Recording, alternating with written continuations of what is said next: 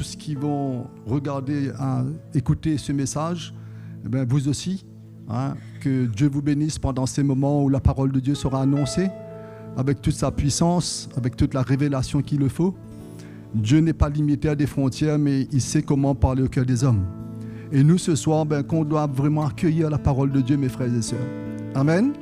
Qu'on puisse l'accueillir. Vous savez, la parole de Dieu, l'Épître aux Hébreux nous dit que c'est une parole efficace, vivante, puissante. Cette parole n'a pas besoin de la sagesse de l'homme pour qu'il puisse accomplir ce qu'il faut sur la terre dans la vie des hommes. Non. Il n'a pas besoin du charisme de quelqu'un pour qu'il soit efficace. Elle est efficace en elle-même. Amen. Pas besoin des grandes intelligences de l'homme pour développer, pour qu'on puisse dire vraiment, voilà, cette parole est puissante. La parole de Dieu crée, produit et donne la vie. Amen. C'est pour cela qu'on doit l'accueillir. Non? Quand on se rassemble, Dieu, il parle pour nous fortifier, il parle pour nous équiper, il parle pour nous rassurer. La parole de Dieu ne viendra pas pour nous accuser, pour nous disqualifier. Non. Il y a des moments, l'homme, quand il met sa main dedans, ça pourrait. C'est pour cela qu'il y a beaucoup de chrétiens même, autour dans le monde, qui pourraient être un peu découragés ou déçus. Mais la vraie parole de Dieu, elle encourage. Amen. Elle nous fortifie. Dans nos faiblesses, elle vient, elle trouve le fond de notre cœur pour nous rassurer. C'est pour cela quelle joie de l'accueillir. C'est pour cela on loue le Seigneur, on l'adore, on l'exalte. Parce que quand on vient dans la présence de Dieu, on sait que le cœur de Dieu, cette parole puissante, vivante, qui représente la présence de Jésus même au milieu de nous, c'est toujours pour nous faire du bien. Amen. Qu'importe notre chemin, qu'importe notre combat, qu'importe ce que nous faisons face dans la vie de tous les jours, dans notre santé, dans toute épreuve qui peut exister. Mais nous savons ce soir, c'est pour cela qu'on se réjouit d'avance, quand cette parole vienne, la parole de Dieu nous dit qu'il partage moelle et jointure. Il sait comment séparer. Il est efficace. Et il dit aussi qu'il ne retourne pas vers celui qui emmène cette parole sans accomplir son effet. Amen. Et quelle grâce de le recevoir. C'est pour cela, allons nous mettre debout et allons exalter notre Dieu pour tout ce qu'il va faire ce soir au milieu de nous à travers son serviteur qui est un instrument dans la main de Dieu. On doit l'exalter parce que l'amour de Dieu pour nous, quand cette parole vivante, puissante atteint notre cœur, il y a tout dedans pour nous. Seigneur, merci pour ta grâce et ta bonté envers nous, Jésus. Toi-même qui es la parole vivante, tu es venu au milieu des hommes. Seigneur, certains t'ont rejeté, mais ceux qui ont accueilli, ils ont trouvé un trésor. Et ce soir, nous voulons exalter ton nom de tout notre cœur. Nous voulons accueillir ta présence au milieu de nous. Seigneur, parce que tu as fait des promesses grandes pour chacun de nos vies. Et tu as dit, Seigneur, de ne pas nous inquiéter de rien parce que tu nous accompagnes tous les jours. Cette parole est avec nous jusqu'à la fin. Et que bien ce soir, nous voulons honorer ton nom, ta présence, parce que nous allons exprimer avec reconnaissance cette adoration, cette louange qui montre vers toi, Seigneur. C'est avec ce cœur humble que nous voulons t'offrir cela ce soir. Et combien nous voulons glorifier ta présence au milieu de nous. Merci Jésus.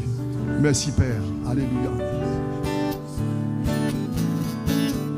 Acclamons le roi, acclamons le Seigneur, acclamons Jésus, acclamons le Messie. Acclamons le roi, acclamons le Seigneur, acclamons Jésus, acclamons le Messie. Vive le roi, vive le roi, vive le roi, vive le roi. Alléluia, acclamons le roi, acclamons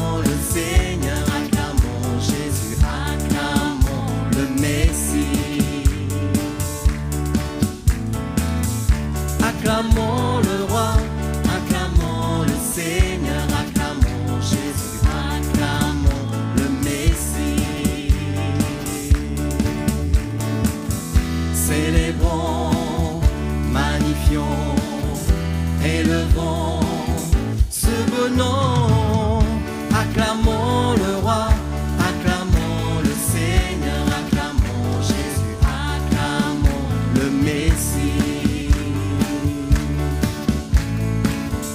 Acclamons le roi, acclamons le Seigneur, acclamons Jésus, acclamons le Messie.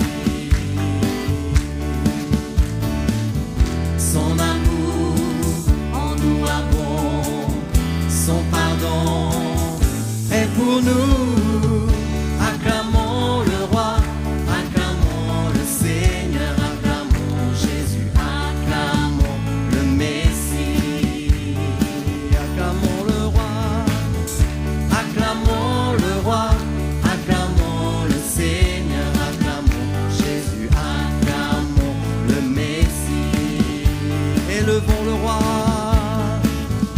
élevons le roi, élevons le Seigneur, élevons Jésus, élevons le Messie. Élevons le roi, élevons le roi, élevons le Seigneur, élevons Jésus, élevons le Messie. Élevons le Messie, élevons le Messie. J'aime le louer, j'aime le louer, j'aime le louer, j'aime le louer et exalter son saint nom.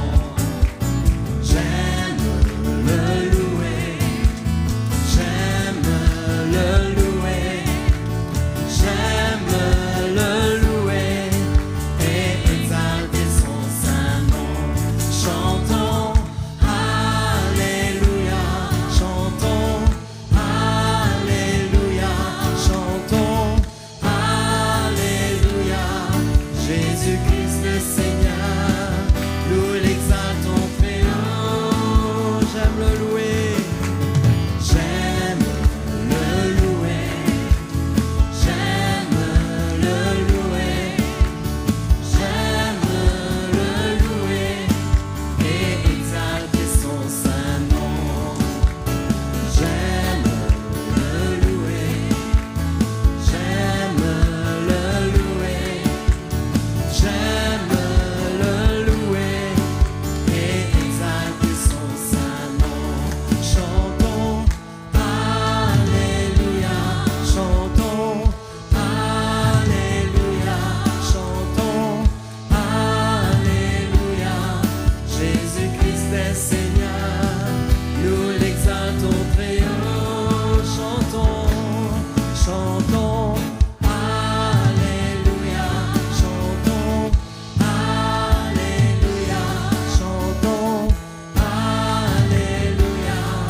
Jésus-Christ est Seigneur, nous l'exaltons très haut. Jésus-Christ, Jésus-Christ est Seigneur, nous l'exaltons très haut. Jésus-Christ est Seigneur, Jésus-Christ est Seigneur, nous l'exaltons très haut. Alléluia, Seigneur. Nous t'exaltons ce soir, Seigneur Jésus. Nous aimons exalter ton saint nom, Seigneur. T'élever, te glorifier, Jésus. Alléluia, Alléluia. Je ne servirai pas d'autre Dieu, ni aucun autre trésor. Tu es le désir de mon cœur, Esprit de Dieu sans mesure. En ton nom, je porterai un sacrifice.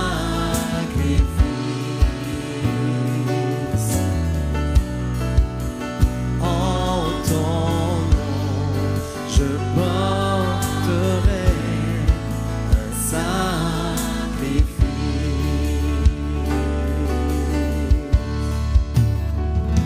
Je lève mes mains au roi qui revient,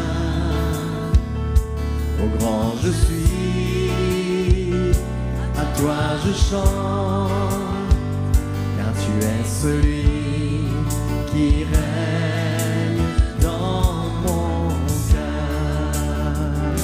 Je lève mes mains au roi qui revient, au grand je suis, à toi je chante, car tu es celui qui règne dans mon cœur. Je ne servirai pas d'autre Dieu, ni aucun autre trésor. Tu es le désir de mon cœur, Esprit de Dieu sans mesure. En ton nom, je porterai un sacrifice.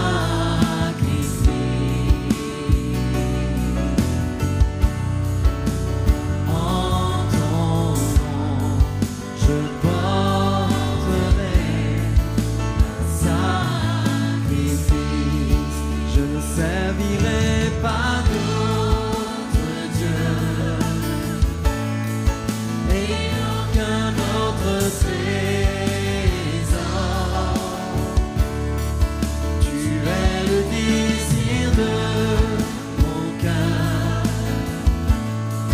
Esprit de Dieu sans mesure.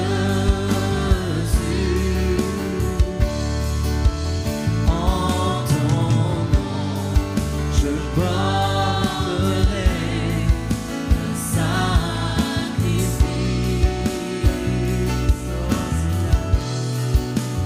En ton nom, je porterai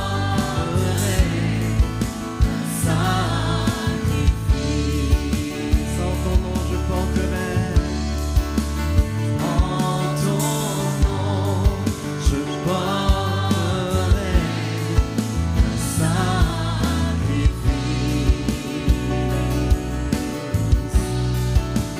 En ton nom, je porterai un sacrifice.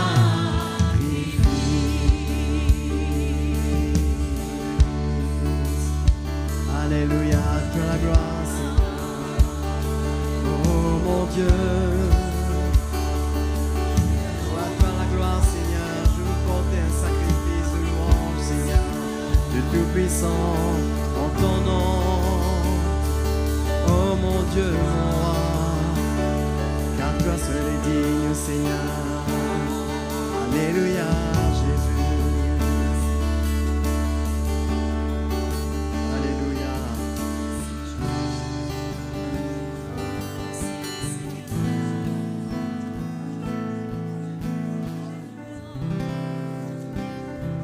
Alléluia. Les ténèbres ont reculé devant l'œuvre de la croix, devant l'agneau immolé qui s'est sacrifié pour moi. Les ténèbres ont reculé devant l'œuvre de la croix, devant l'agneau immolé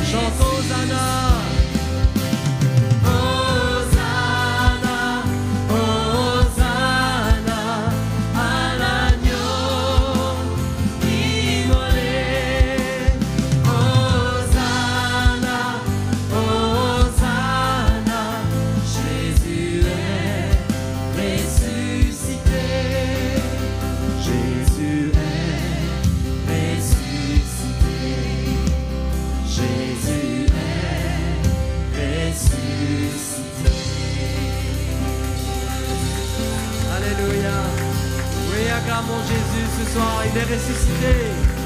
Il est ressuscité, notre Seigneur. Alléluia, Jésus, nous t'acclamons, notre Dieu. Nous t'acclamons, Seigneur. Alléluia, notre Dieu. Nous t'adorons, Seigneur, mon Dieu. Alléluia. Oh, merci, Jésus. Merci, Seigneur. Tu es bon, merveilleux, Seigneur.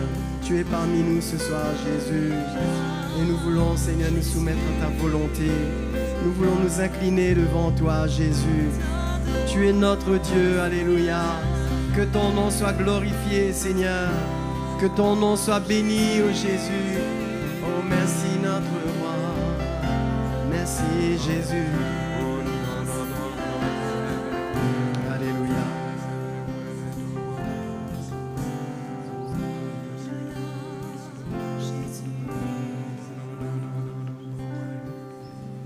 Alléluia. Gloire à toi, Jésus, notre Seigneur. Alléluia, nous le remercions ensemble ce soir pour sa grâce, pour son amour. Nous ouvrons notre cœur à sa présence, là où nous sommes. Parce que nous voulons entendre sa parole, surtout nous voulons entendre sa voix nous parler. Jésus a promis que ses brebis entendraient sa voix pour le suivre. Et nous voulons le suivre. Merci Seigneur. Ton esprit est en nous pour nous permettre de te suivre, de comprendre ta parole. Te remercions pour ce moment. Te remercions pour tous ceux qui sont fidèles en ligne, qui nous suivent, qui nous écoutent, qui assistent avec nous, qui viennent pour entendre ta parole. Que tous soient bénis ce soir. Dans ce moment, tu enseignes, tu parles au cœur. Ta parole est l'occasion pour chacun d'entendre ta voix. Et nous te remercions pour cela. Merci, Père Céleste. Merci, Jésus. Alléluia. Bonsoir, les frères et sœurs. Petit moment d'encouragement ce soir ensemble. D'encouragement, d'exhortation, pour que nous puissions découvrir de plus en plus la profondeur de ce que le Seigneur veut nous faire vivre, de la vie chrétienne,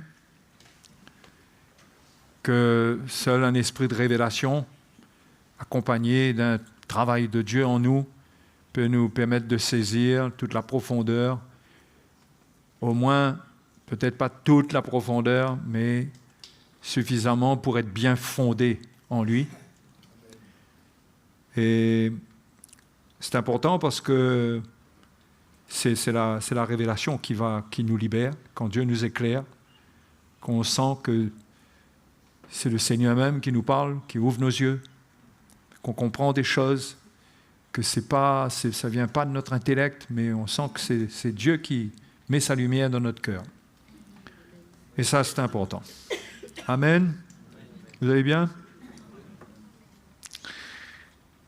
Alors, on va lire ce soir dans 2 Corinthiens, chapitre 5, verset 11. Ça fait partie des passages qu'on lit assez souvent, il me semble, du moins. Mais de comprendre la profondeur de la pensée de Paul, la révélation qu'il avait. Le verset 11 dit « Connaissant donc la crainte du Seigneur, nous cherchons à convaincre les hommes. Dieu nous connaît, et j'espère que dans vos consciences, vous nous connaissez aussi. Nous ne nous recommandons pas de nouveau nous-mêmes auprès de vous, mais nous vous donnons l'occasion de vous glorifier à notre sujet, afin que vous puissiez répondre à ceux qui tirent gloire dans ce qui est dans les apparences et non dans le cœur. En effet, si je suis hors de sens, c'est pour Dieu. Si je suis de bon sens, c'est pour vous. » Paul répond à ceux qui veulent entraîner les Corinthiens dans un jugement sur les choses apparentes. Et c'est un piège. parole de Dieu, le cœur de Dieu, Dieu lui-même regarde au cœur de l'homme. Et personne ne devrait être en train de manifester des choses pour l'apparence ou de regarder dans l'apparence. Mais ce qui est important, c'est ce qui se passe dans le cœur. Hein? C'est ça qui est important. Peut-être que vous n'êtes pas d'apparence très spirituelle, je ne sais pas comment vous pouvez vous regarder vous-même, mais que vous soyez encouragés à comprendre que ce qui est important, c'est ce qui se passe dans votre cœur, c'est pas ce que vous manifestez, bien que la vie chrétienne est accompagnée de fruits, hein, qui se manifestent d'une manière visible. Je ne dis pas que ça ne compte pas du tout, mais le plus important, c'est ce qui est dans le cœur. Hein?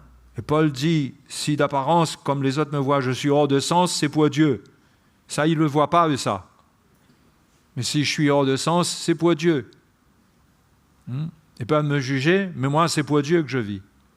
Et si je suis de bon sens, c'est pour vous.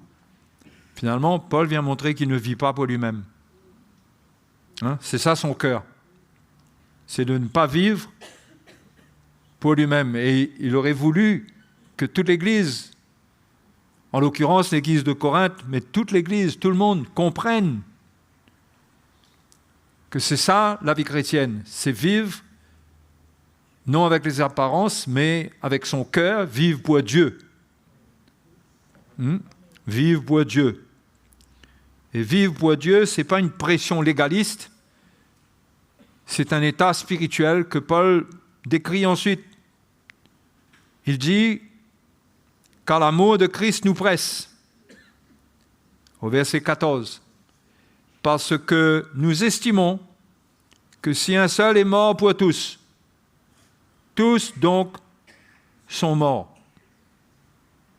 Ça, c'est la folie de la prédication, de déclarer à des gens vivants qu'ils sont morts,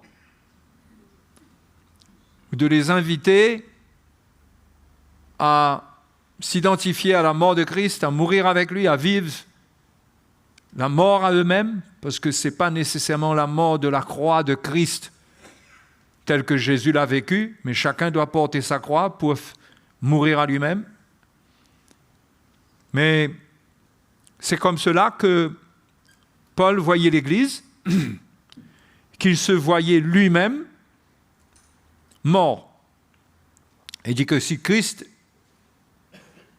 est mort pour tous, tous donc sont morts. Et la vie chrétienne, c'est accepter cette simplicité. Hein? L'application de cette simplicité est compliquée. Mais la vision que donne l'Évangile, elle est claire. Elle demande de l'obéissance à ce niveau. Jésus est le modèle. S'il est mort pour tous, donc tous sont morts. Vous voyez ? L'Évangile commence sur cette fondation-là, la mort du Seigneur. Et après, c'est à nous de vivre cela, hein? De nous regarder comme cela. Vous voyez, c'est un langage de fou quand même. Hein? Mais tous donc sont morts, et qu'il est mort pour tous, afin que ceux qui vivent ne vivent plus pour eux-mêmes, mais pour celui qui est mort et ressuscité pour eux. Donc il faut vivre pour celui qui est mort et ressuscité pour eux. Dans notre vie, nous devons vivre pour celui qui est mort en vivant ce qui est dans sa mort, et nous devons vivre pour lui en tant que ressuscité, avec la vie nouvelle qui découle de cette mort. Mais c'est comme ça que nous devrions aborder notre vie chrétienne. C'est de là que la vie chrétienne démarre. La mort à soi-même, la mort de la croix, Il est mort pour tous, tous donc sont morts. Au fait, dans Hébreux chapitre 9, verset 27, il est dit qu'il est réservé aux hommes de mourir une seule fois, après quoi vient le jugement. Donc la vie chrétienne, finalement, c'est pour éviter le jugement, il faut mourir avant de mourir. Parce que, en tant que chrétien, quand vous mourrez avec Christ, le jugement de cette mort s'applique pour votre vie, vous ne serez plus jugé. Le jugement de la mort de Christ, qui est pour vous, qui est tombé sur lui, vous délivre du jugement à venir. Hein? De tel point que, dans Jean chapitre 5, verset 23, là c'est Jésus qui parle, au verset 24, pardon, Jean chapitre 5, verset 24, en vérité, je vous le dis, celui qui écoute ma parole et qui croit à celui qui m'a envoyé a la vie éternelle et ne vient point en jugement. Mais il est passé de la mort à la vie. Il ne peut pas venir en jugement puisqu'il est passé de la mort à la vie. Celui qui croit, quand il croit, il passe de la mort à la vie. Ceux qui n'acceptent pas de passer de la mort à la vie, ils mourront un jour et feront face au jugement. Mais nous qui avons cru dans le Seigneur, nous sommes déjà passés de la mort à la vie.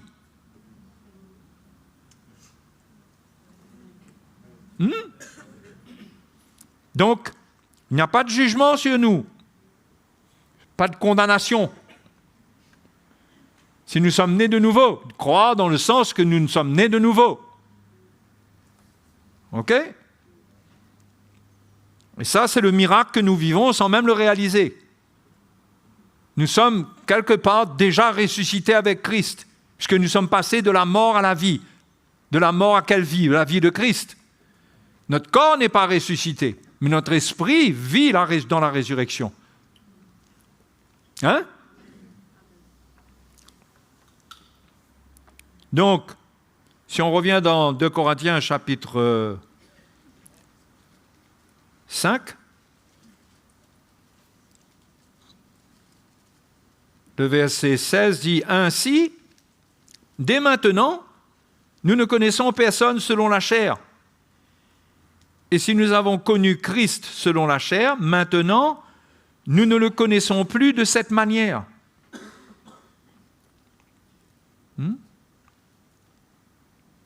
Non seulement la vie de la chair de l'homme a disparu quand il est chrétien, mais pour nous, Christ même selon la chair, on ne veut plus le connaître selon la chair. Tellement il n'y a plus rien de la chair. Et que le Seigneur en a fini avec la chair à la croix.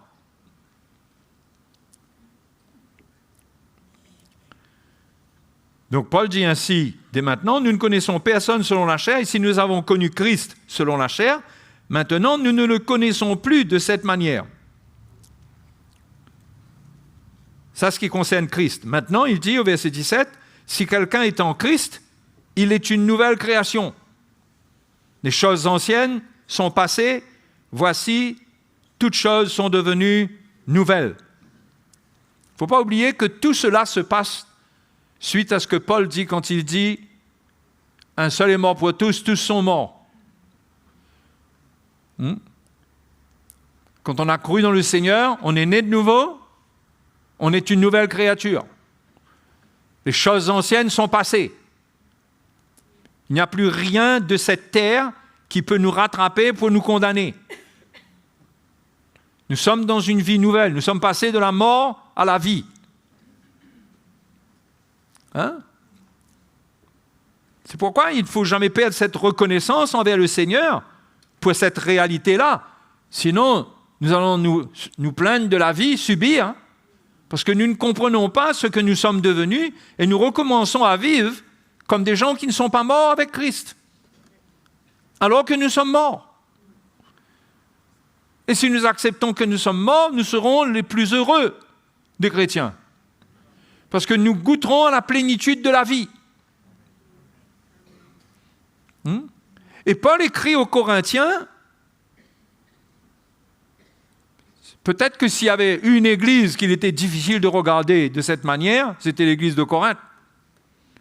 Parce qu'il y avait beaucoup de péchés, il y avait beaucoup de choses qui se passaient.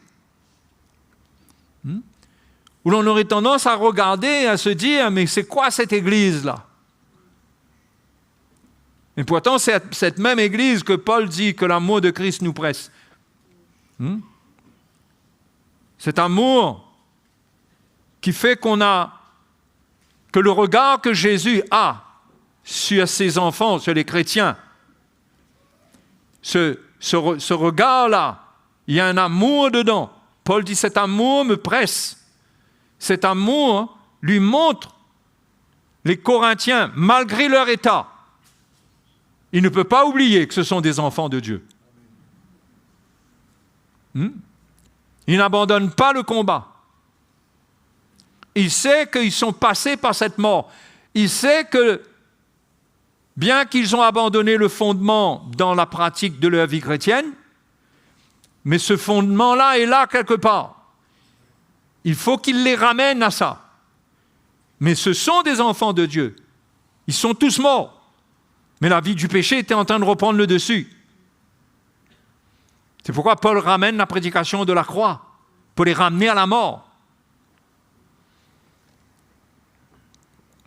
Et après cela, quand il dit les choses anciennes sont passées, voici, toutes choses sont devenues nouvelles, il dit, et tout cela vient de Dieu qui nous a réconciliés avec lui par Christ et qui nous a donné le ministère de la réconciliation. Car Dieu était en Christ, réconciliant le monde avec lui-même, en n'imputant point aux hommes leurs offenses, et il a mis en nous la parole de la réconciliation.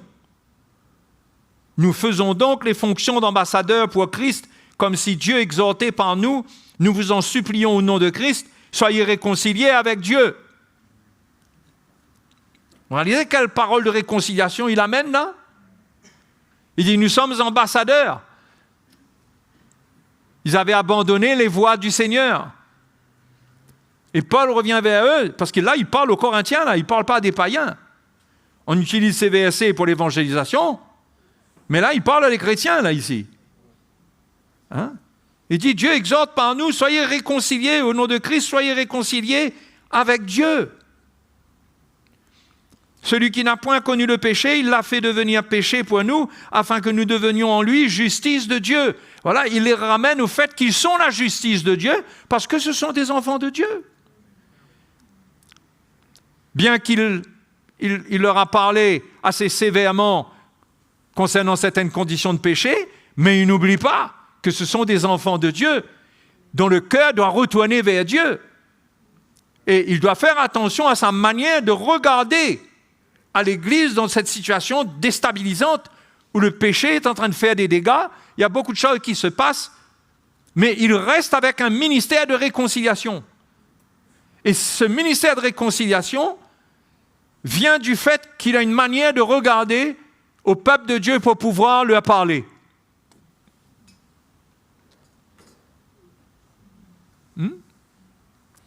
Le ministère de la réconciliation commence avec la mort. Parce que c'est à la mort de Jésus que la réconciliation se fait. Donc, quand notre cœur s'éloigne de Dieu, c'est là qu'on doit retourner. On ne doit pas apprendre des principes pour essayer de se relever, des techniques, mais il faut retourner à cette mort. Se souvenir comment on a pris notre baptême, on est né de nouveau, on a donné notre vie au Seigneur pour nous identifier à sa mort. C'est là notre vie. Si on quitte là, si on quitte cette mort, on va ressentir cette chair revivre. Alors que dans cette mort, elle perd sa force. C'est dans cette mort que le péché n'a pas de pouvoir sur nous. Donc, cette mort comme un style de vie, ça doit être une lumière dans notre vie, ça doit nous éclairer. Qu'on grandisse dans la mort du Seigneur, à comprendre ce que c'est, comment nous identifier à cette mort. Parce que toute la victoire de Jésus est dans sa mort. On ne peut pas avoir de victoire en dehors de sa mort. Et si on veut sa victoire, il faut mourir avec lui. C'est pourquoi le baptême, la manière dont Paul décrit le baptême dans Romains chapitre 6, il montre bien que c'est une identification à la mort et à la résurrection de Christ. C'est une identification à la mort pour expérimenter la résurrection. Et le baptême a un sens profond. Ça correspond à la nouvelle naissance, à ce qu'on a vécu, ce passage de la mort à la vie. Mais ce baptême, c'est un engagement, nous dit Pierre, d'une bonne conscience envers Dieu. C'est que là, nous prenons conscience de l'appel de Dieu. Et Dieu nous appelle à entrer dans cette mort et à prendre notre croix et à vivre cette mort.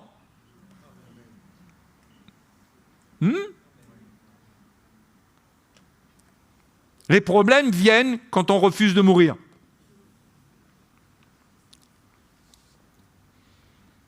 Et la réconciliation n'est pas possible sans la mort. Il n'y a pas de ministère de réconciliation sans la mort. C'est pourquoi quand vous avez des problèmes, si vous ne voulez pas de la mort du Seigneur, vous n'aurez pas de solution du Seigneur. Vous n'aurez que des petits arrangements sages, des conseils qui peuvent aider, mais ça ne sera pas quelque chose de profond qui va affecter votre vie, qui va toucher votre vie, changer votre vie. Parce que cette mort, elle va vous coûter à vous, personnellement, dans n'importe quelle situation dans laquelle vous êtes, ça vous coûte vous personnellement, parce que Jésus est mort pour vous. Et si vous voulez la victoire dans cette mort pour vous, il faut accepter que vous êtes mort vous aussi. Et c'est en prenant notre croix que nous vivons cette mort.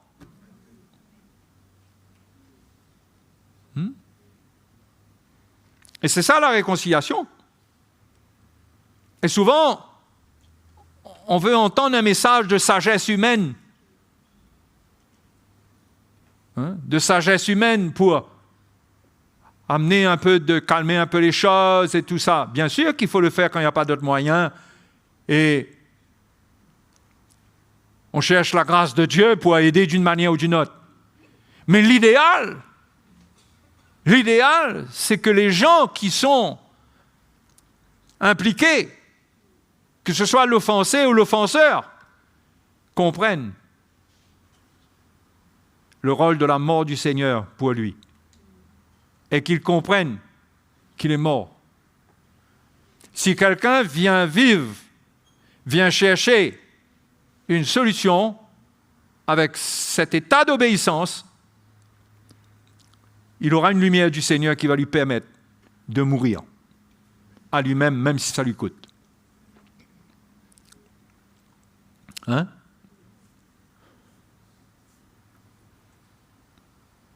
Quand on a des problèmes, des conflits, des litiges,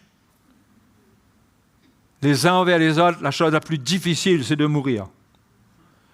On veut expliquer, on veut se justifier. Et quand on n'accepte pas cette mort, on n'est pas libre du péché. Celui qui est mort, la Bible nous dit, est libre du péché.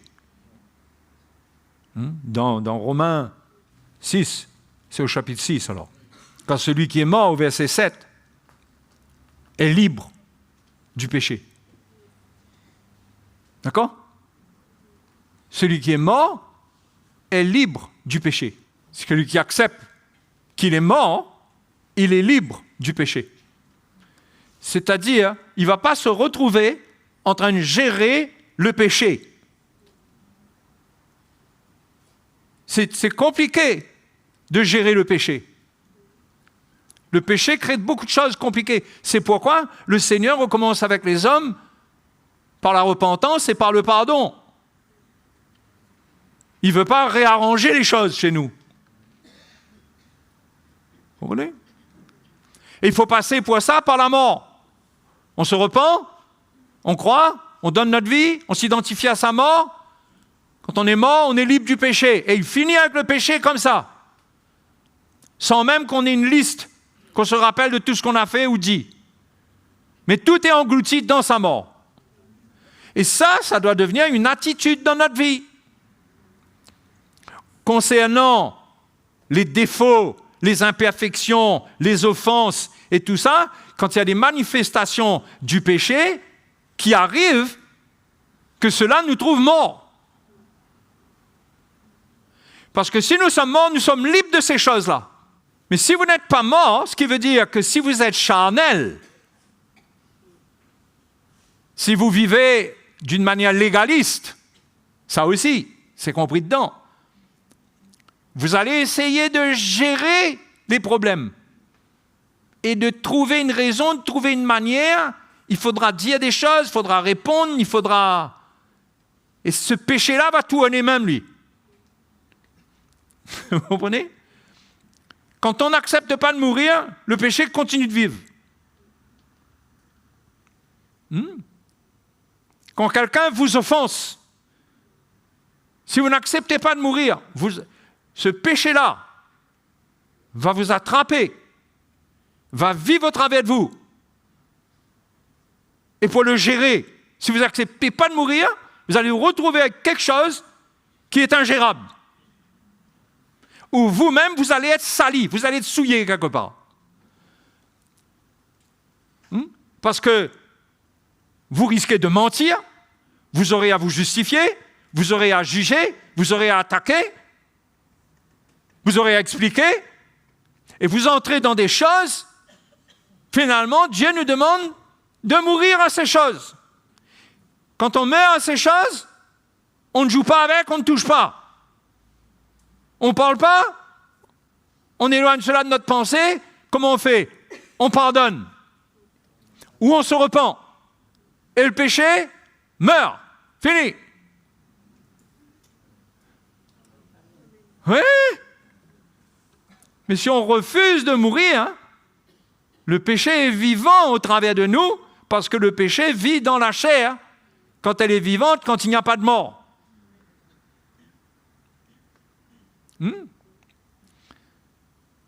L'homme sage, selon le Seigneur, c'est celui qui sait se taire. Celui qui maîtrise sa langue. Jacques dit que celui qui le fait, il a tout son corps sous contrôle.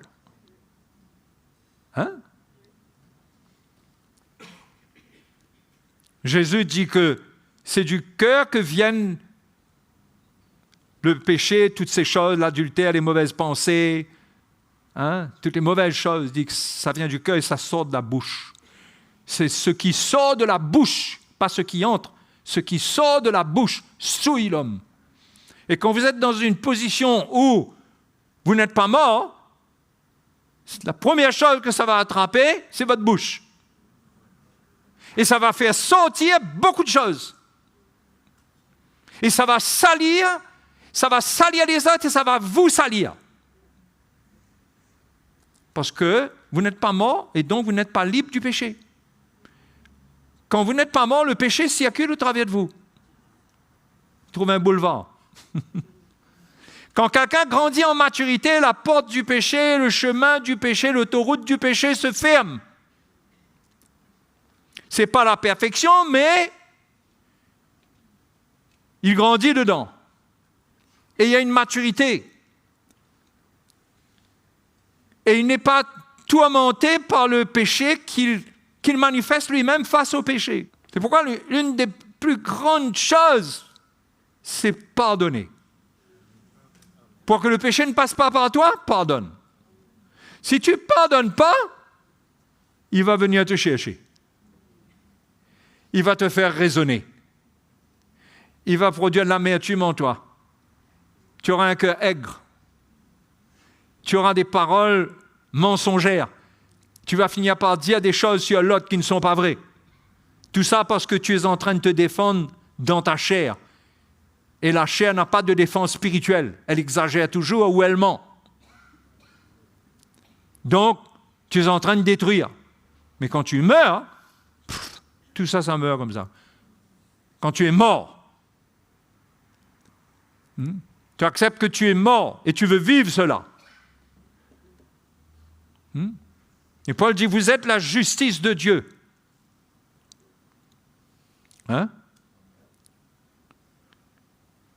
Au verset 21, il dit, celui qui n'a point connu le péché, il l'a fait devenir péché pour nous, afin que nous devenions en lui justice de Dieu. En Christ, nous sommes la justice de Dieu. Tout ce que nous devons faire, c'est manifester la justice de Dieu. Hein? Dans beaucoup de choses qui arrivent, c'est quoi la justice de Dieu? C'est pardonner. Dieu déclare le pardon. Il a déclaré le pardon, et toi aussi, tu t'associes au pardon de Dieu. C'est sa justice. Tu t'associes à sa justice. Tu es la justice de Dieu pour la manifester. Et c'est comme ça que tu restes libre, tu restes mort et tu restes libre du péché. Quand on grandit spirituellement, on vit ces choses-là de plus en plus. On est de moins en moins querelleur. Quand on est charnel, on cherche la petite bête. Et la petite bête produit plein de petites bêtes. Et la destruction est en route.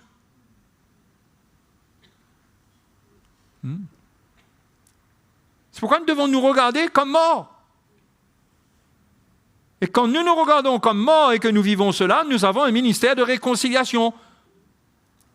Nous amenons la réconciliation.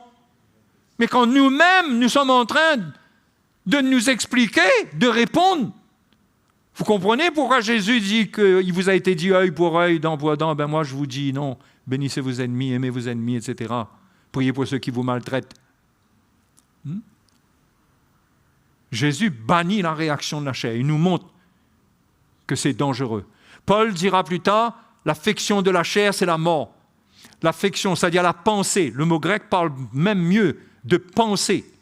Une façon, on affectionne une certaine façon de penser. On pense selon la chair, on réagit selon la chair. Ça produit quoi? La mort. Parce que l'aiguillon de la mort, c'est le péché.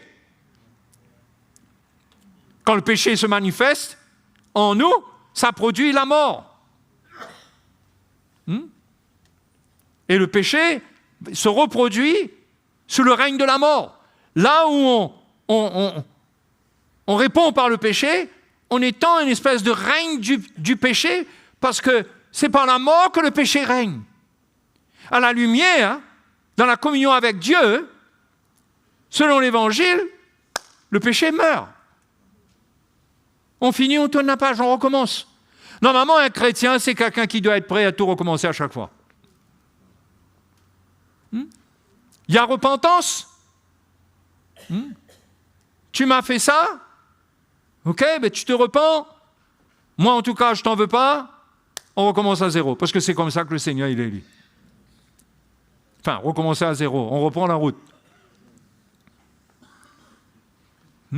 Un chrétien, il devrait être affermi, fortifié dans le Seigneur. Quand la Bible dit « fortifiez-vous dans le Seigneur », ça veut dire quoi? Il faut trouver de la force en lui pour vivre ce qu'il a vécu quand il était dans la chair. Et dans le même passage de Éphésiens chapitre 6, Paul dit « Nous n'avons pas à lutter contre la chair et le sang ». Pour ne pas lutter contre la chair et le sang, il faut se fortifier dans le Seigneur. C'est-à-dire qu'il faut trouver refuge dans sa mort, épuiser dans sa mort et accepter la mort à nous-mêmes. Et il faut être fortifié pour accepter la mort à nous-mêmes. Et si nous n'acceptons pas, nous nous tourmentons nous-mêmes. Nous allons être mal dans nos émotions. Dans nos pensées, ça va produire beaucoup de raisonnements. Nous sommes en train de réfléchir. Pourquoi il a dit ça? Pourquoi il a fait ça? Comment ça se fait? Etc., etc. On commence à perdre notre nuit. On perd la paix. La paix dans la mort. Hein? C'est pas automatique. Mais on peut aspirer, non? On peut tendre vers cela. On peut voir. C'est pourquoi l'évangile est prêché. C'est pour qu'on arrive à voir où Dieu veut nous amener. Dans l'église primitive, les gens qui se convertissaient, ils comprenaient ça direct.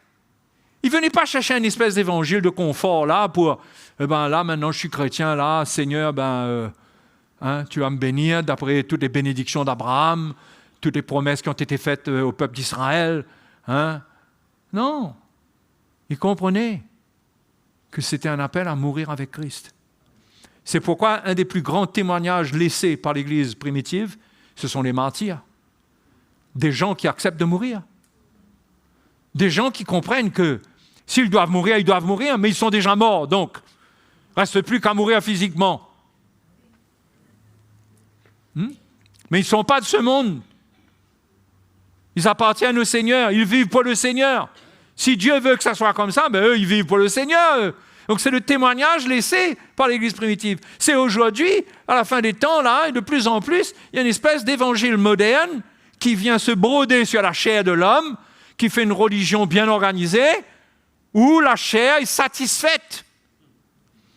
Où le chrétien cherche la satisfaction de la chair. Il cherche le meilleur pour sa chair. Et il dit c'est pour la gloire de Dieu, mais c'est un mensonge. Parce que quand il aura eu ce qu'il faut pour la chair, ça ne sera pas pour la gloire de Dieu. Parce que la chair ne peut pas glorifier Dieu.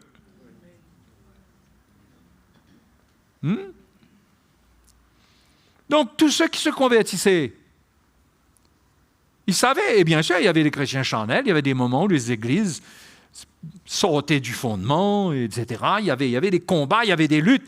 Mais les apôtres étaient là pour prêcher le message de la croix, pour annoncer qu'il faut retourner à cette croix, à cette mort. Et là où il y avait du désordre, Paul montrait bien que c'est parce qu'il se détachait de ce fondement.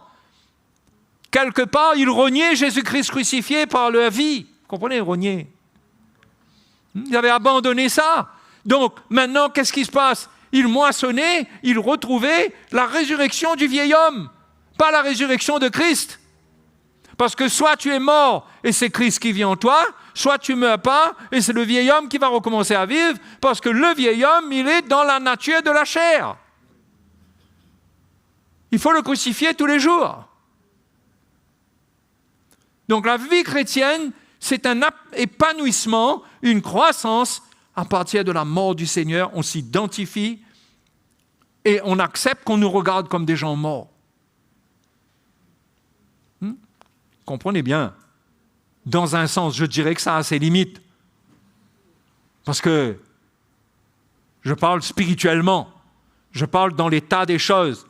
Un chrétien, c'est quelqu'un qui, on peut lui parler, on peut le corriger, on peut le reprendre, on peut l'instruire, parce qu'il est mort. Il est là pour apprendre les choses de la vie nouvelle. Il n'est pas là pour justifier sa vie passée. Il n'est pas là pour justifier son vieil homme, sa chair. Donc, s'il accepte qu'il est mort, il est dans un état de cœur où il va être prompt pour écouter, pas à parler. C'est à partir de sa mort qu'il va vivre ça. Mais s'il n'y a pas de mort, il va se plaindre. Il va murmurer. Mais si cette mort-là, cette lumière a pris son cœur, il va apprendre à prendre sa croix, à accepter, de s'humilier, d'être, pas seulement s'humilier, d'être humilié. À comprendre que Dieu ne veut pas de notre vieil homme dans son royaume, ne veut pas de notre chair, et que nous-mêmes, il nous a acceptés comme on est, mais il veut nous-mêmes, dans la liberté, nous prenions une position avec la croix. Et que nous soyons d'accord de faire mourir notre nature charnelle. Et ça résout beaucoup de problèmes. Quand quelqu'un est prêt à prendre sa croix et à faire mourir les revendications de sa chair, il participe à éteindre le feu. On peut éteindre le feu, comme ça. Le feu des conflits. Donc c'est ça la vie chrétienne. C'est d'être des réconciliateurs.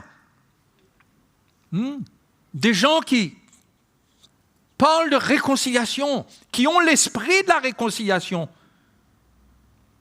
qui sont la justice de Dieu, une justice qui réconcilie. Et cela ne peut pas se faire avec la chair. On est la justice de Dieu dans la mort, quand on accepte qu'on est mort. Et qu'on le vit comme tel en prenant notre croix, en faisant taire nos paroles, nos jugements, nos critiques, nos murmures, qu'on apprend. Hein? Et là, on est la justice de Dieu. Et là, on peut avoir des paroles qui exhortent, qui font du bien avec le cœur du Seigneur. Mais si nous amenons des choses avec notre propre chair, nous allons être légalistes, nous allons détruire. Nous allons fatiguer les gens parce que ça va toucher leur péché. Ça ne va pas venir vers leur cœur pour les valoriser, ça va venir viser leur péché et leurs conditions. Et qu'est-ce qui va se passer? Ils vont se justifier, ou ils vont être en colère, ou ils vont se sentir jugés, et ça crée un état qui n'est pas bon, qui est malsain, hein? Qui ne trouve pas la repentance, qui ne trouve pas le cœur pour se repentir, mais ça trouve des problèmes. Ça trouve quelqu'un qui va en découdre après. Parce qu'on a réveillé en lui tous les guerriers qui étaient dans la prison, on les a tous réveillés. Va chercher pourquoi ils se lèvent contre toi comme ça.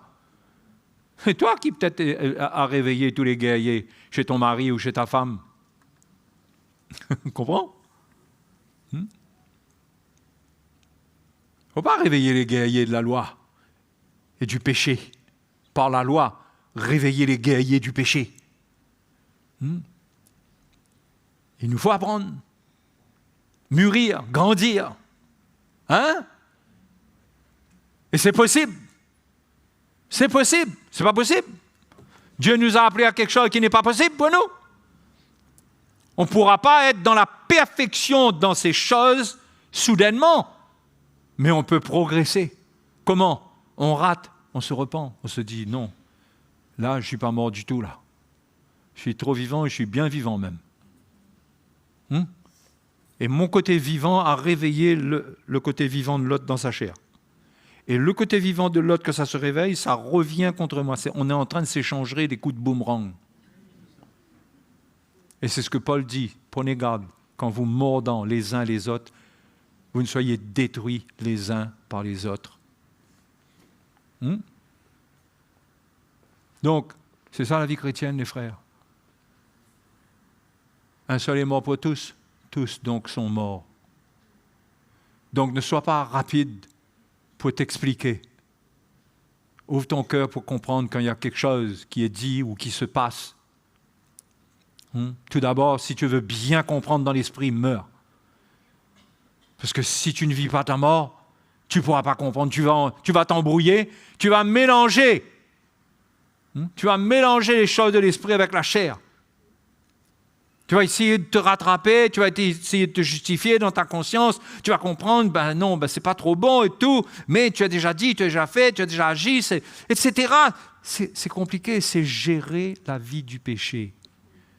Le péché, il ne faut pas chercher à le gérer, il faut se repentir et il faut pardonner.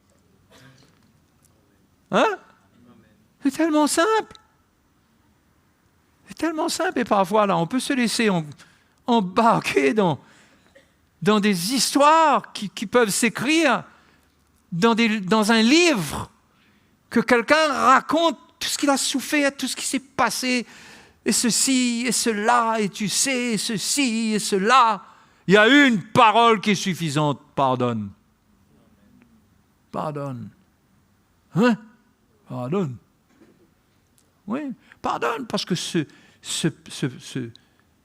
péché de cette offense qui est peut-être vrai, souvent vrai, il y a de l'injustice, ça vient t'attraper. Mais Jésus ne s'est pas laissé attraper par ça à la croix. Il n'a pas répondu mal pour mal, il a fait mourir. Fais mourir, pardonne. Et regarde le miracle que Dieu peut faire. Peut-être pas aujourd'hui, peut-être pas demain, mais il y a un miracle dedans.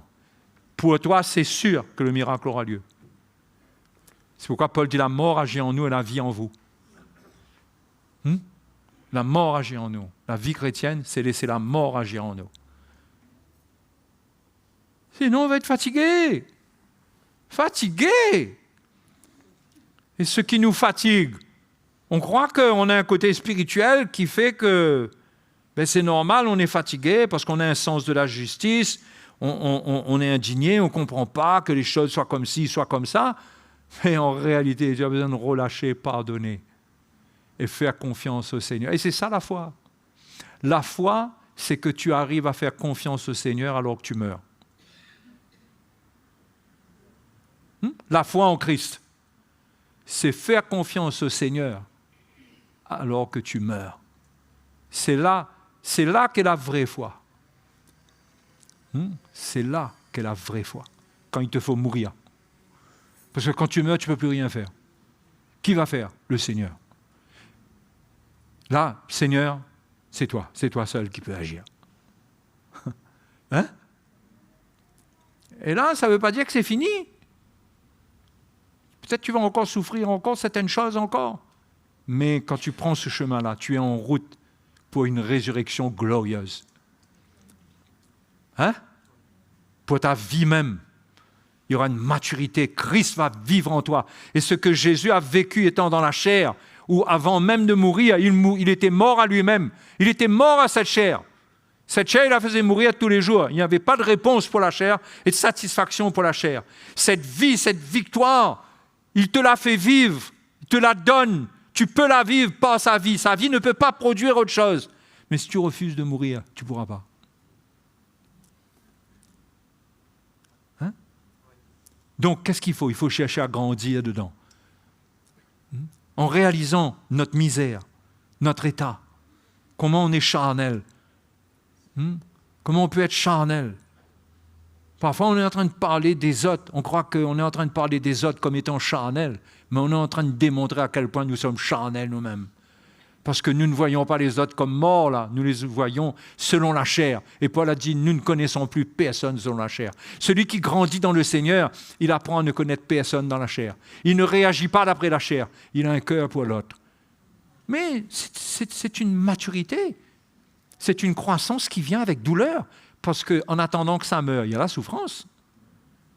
Ce n'est pas une mort automatique. Il y a une souffrance qui conduit à la mort. C'est ça la croix, non? Donc, il faut être prêt. Apprendre, grandir. C'est simple. Mourir à soi-même, on n'a pas besoin d'apprendre beaucoup de choses. Même si vous ne connaissez pas beaucoup de passages de la parole de Dieu, mais vous comprenez ça.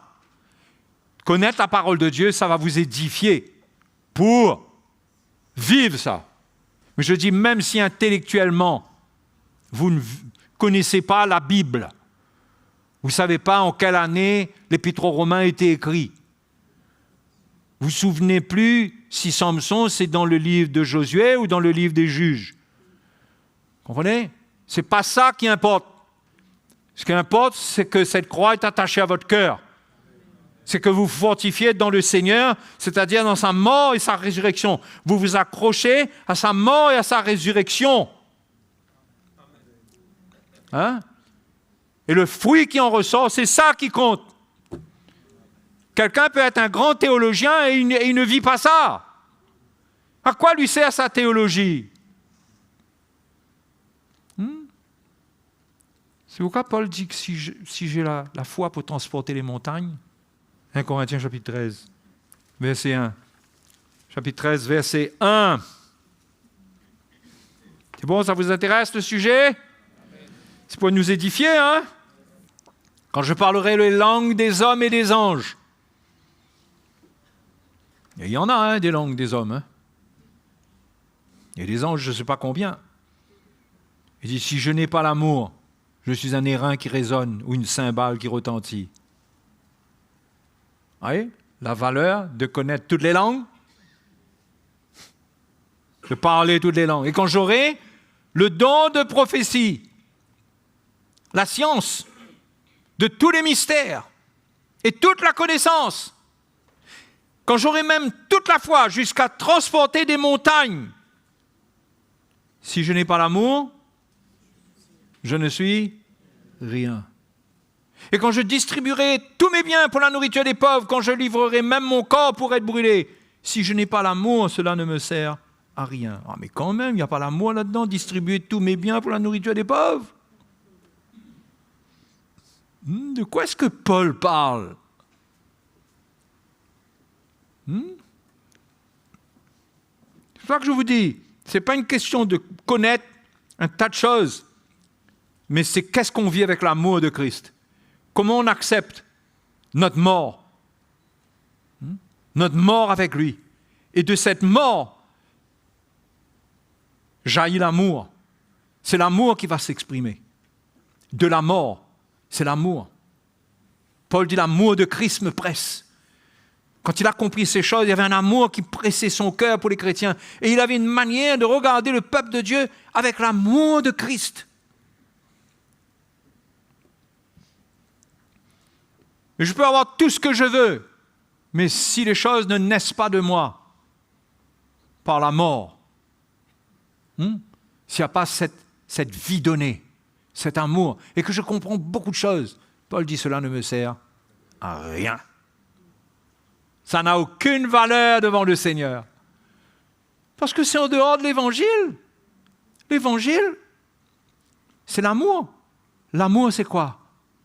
L'amour, c'est le cœur que tu as qui est dénué de toute chose charnelle envers les gens. Hein? C'est un cœur, c'est le cœur du Seigneur pour les gens.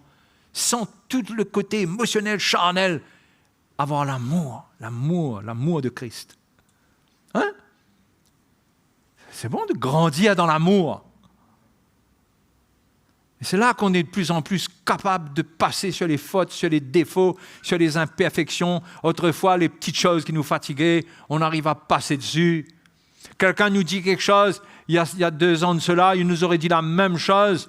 Alors là, on aurait été en guerre. Et maintenant, on a grandi. On comprend que c'est des petites imperfections, c'est des balivéennes. Et on a un état de cœur avec l'amour qui a pris place, où il y a une lumière de cette mort qui a pris notre vie et qui nous empêche de regarder selon la chair. Hein? Mais non, ça ne veut pas dire qu'on est aveugle, qu'on voit rien. On peut parler, on vit à des choses dont on sera témoin, mais on n'est pas dans une attitude charnelle. Ce n'est pas avec la chair qu'on gère les choses.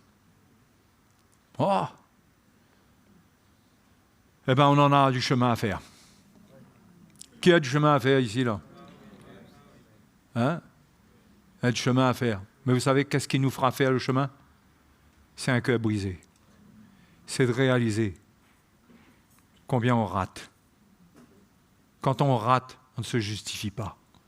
Quand on est découvert ayant raté, on avoue, on a raté. Mais plus on excuse, plus on s'excuse, plus on se justifie, eh bien, moins on va grandir. On va rester pareil. Vous voyez? On va rester avec notre chair même. Mais si on veut grandir, il faut cette mort. C'est la vie chrétienne, mes frères. C'est le sens du baptême. Le baptême, c'est le starting block. C'est ça? C'est là où on commence pour la course, on met nos pieds dedans. Et quand on a mis le pied dedans, il y a une ligne qui est tracée devant. On ne va pas courir dans un autre couloir. Sinon, on va être disqualifié. On court là. Ça part de cette mort. Et tous les jours, et tous mes pas, j'apprends à mourir. Et je vais rater. Il y aura des ratés, hein? Ah, ça. Non, mais ça, je n'ai même pas besoin de dire. Hein, c'est valable pour nous tous. Mais l'important, c'est de rester dans le couloir. Y aller. Mais surtout, se voir, se repentir quand l'Évangile vient et juge notre cœur. Quand on est jugé dans le bon sens, quand ça pèse notre cœur, quand ça nous montre où est notre cœur, c'est quoi les pensées de notre cœur quand la parole de Dieu vient, comme c'est écrit dans Hébreux 4, 12. Hein? Cette parole qui juge les pensées, les sentiments du cœur. Mon cœur est ouvert, mon cœur se brise, j'apprends, je réalise. Ce n'était pas le cœur du Seigneur, mais je veux grandir, je veux apprendre, Seigneur. Et vous savez, Jésus, il veut des disciples comme ça, lui. Hein? Il veut des disciples comme ça, lui. Donc, voilà pour la soirée. Hein? Apprenez, ne vous condamnez pas quand vous ratez. Mais c'est ce que Dieu veut vous faire vivre. C'est pourquoi vous avez pris votre baptême. Sinon, vous faites quoi là? Vous jetez votre baptême? Vous jetez l'eau, votre baptême, vous jetez tout, celui qui vous a baptisé, vous jetez tout. Non, gardez votre baptême, c'est vrai ça. Vous avez, de tout votre cœur, vous avez pris votre baptême et Dieu a vu votre cœur, Dieu a regardé à votre vie, il a vu. Mais, en route, il il y a eu des fausses doctrines, il y a eu beaucoup de choses, il y a eu aussi, vous-même, vous avez gâté un peu votre cœur, ou je ne sais pas trop quoi. Mais revenez. Hein? Reprenez votre baptême dans l'esprit. Je ne vais pas parler de reprendre le baptême, qu'on se retrouve dimanche avec 300 personnes dehors là. Mais reprenez-le. Ce n'est pas un souvenir, c'est une vie. Oui, j'ai donné ma vie dans l'eau du baptême pour mourir à moi-même, pour mourir avec Christ, afin d'expérimenter sa vie. Et parfois, ça a été tellement difficile. J'ai dit, Seigneur, je ne peux plus. Mais ce n'est pas pour autant que Dieu en a assez avec toi. Parce que lui, il a enregistré ça une fois pour toutes. Toi, tu enregistres, tu enlèves, tu supprimes, tu crois, tu dis non, tu ne peux plus et tout. Mais Dieu, lui, il n'est pas comme l'homme. Il reste fidèle. Et la Bible dit, si on est infidèle, il demeure fidèle. Donc, reviens avec un cœur brisé, c'est tout. Mais ne résiste pas à l'évangile. Accepte l'évangile. Amen. OK? C'est bon? Hein? On va y arriver, hein? Le Seigneur va nous amener au fur et à mesure des mois, des années, les situations, les circonstances, les confrontations, notre vie, les épreuves et tout. Tout ça, c'est fait pour qu'on fasse mourir même. Le chemin, c'est la mort. Hein? Le chemin, c'est la mort. Il ne faut pas quitter ce chemin-là et il ne faut pas faire des plans pour quitter ce chemin-là. Ah non, moi, je veux une autre femme. Il y a trop de morts avec ma femme. Moi, je veux un autre mari. C'est difficile avec lui. Meurs! Tout ce qui est difficile de sa part, c'est une mort pour toi. Mais toi, tu dois répondre par l'amour. Hein? En étant mort, tu réponds par l'amour. Alléluia. Bénissons le Seigneur ce soir. Remercions-le. Alléluia. Merci Seigneur, merci Seigneur. Élevons nos voix vers le Seigneur. Si l'Évangile nous a parlé, ouvrons notre cœur au Seigneur ce soir. Humilions-nous devant lui. Humilions-nous. Il est fidèle, il est là, au milieu de nous. Vous tous en ligne qui avez entendu la parole de Dieu, là où vous êtes, tournez-vous vers le Seigneur. Alléluia. Si vous avez vu votre état, vous avez vu l'Évangile, vous avez vu ce que Dieu attend de vous, vous voyez que vous avez raté. Repentez-vous. Repentez-vous. C'est tout simple. Le Seigneur ne trace pas une croix sur vous. Alléluia. Merci Seigneur. Sois béni Seigneur. Merci Seigneur. Nous louons le Seigneur. Il est merveilleux. Jésus est merveilleux. Il a la solution parfaite. La croix est la solution parfaite. Sa mort est la solution parfaite pour qu'on ait la vie. Ne cherchons pas la vie autrement. Acceptons la mort pour avoir la vie. Et nous l'aurons, cette vie. Elle grandira en nous, elle produira de la maturité, elle produira de la sagesse, elle produira de l'intelligence spirituelle. Elle fera de nous des hommes qui seront des réconciliateurs, qui seront ambassadeurs pour Christ et nous amèneront la vie, la libération, la sagesse, la lumière de Dieu. Devenons ces hommes et ces femmes spirituels. Alléluia. Alléluia. Merci Seigneur. Je veux Jésus te ressembler, parler comme toi, aimer comme toi, prendre ma croix et m'humilier, pardonner comme tu l'as fait. Je veux Jésus, je veux Jésus te ressembler, parler comme toi, aimer comme toi, prendre ma croix et m'humilier, pardonner comme tu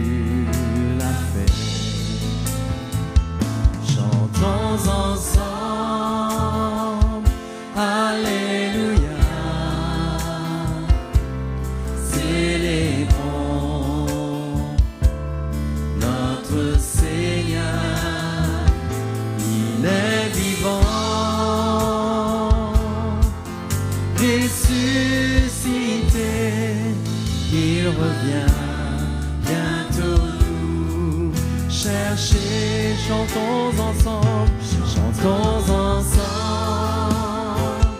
Alléluia, célébrons notre Seigneur, il est vivant, ressuscité, il revient bientôt nous chercher. Ta bonté est si grande et élevé, ton amour est immense et plus élevé que les cieux. Oh Dieu, que tu es bon, ta bonté Seigneur, ta bonté est si grande et élevé, ton amour est immense et plus élevé que les cieux. Oh Dieu, que tu es bon, Dieu, que tu es bon. Oh Dieu, que tu es bon. Oh Dieu, que tu es bon. Alléluia. Alléluia, Seigneur. Alléluia.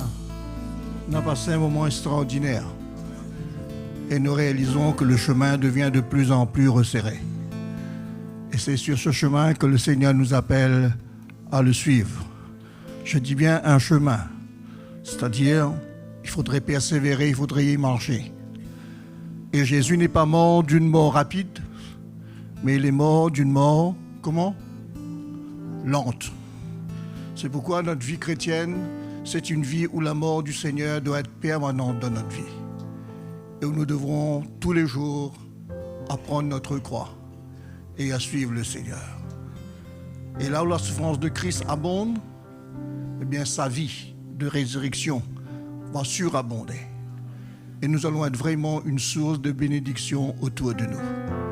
Comme le frère Joseph nous a partagé ce soir, en prenant l'exemple de l'apôtre Paul, nous allons nous aussi être des ambassadeurs pour Christ. Et le Seigneur parlera à travers de nos vies. Et ses paroles sortiront de notre cœur. Et son amour se manifestera à travers de nos vies. C'est pourquoi, frères et sœurs, c'est bon de pouvoir prendre ce chemin avec le Seigneur et afin de pouvoir manifester sa vie. Amen. C'est pourquoi l'Évangile nous dit que nous sommes la lumière du monde. Et une lumière ne peut être cachée. Si l'Église ne brille pas de l'amour du Seigneur et de sa vie, elle n'a aucune valeur au milieu de ce monde. Mais si elle brille, si elle transporte la vie de Dieu, si elle manifeste le cœur du Seigneur, comme Jésus a dit, ils sauront que vous êtes mes disciples, parce que sa vie se manifestera à travers de nous. C'est pourquoi je vous encourageais, nous avons entendu l'Évangile, allons persévérer.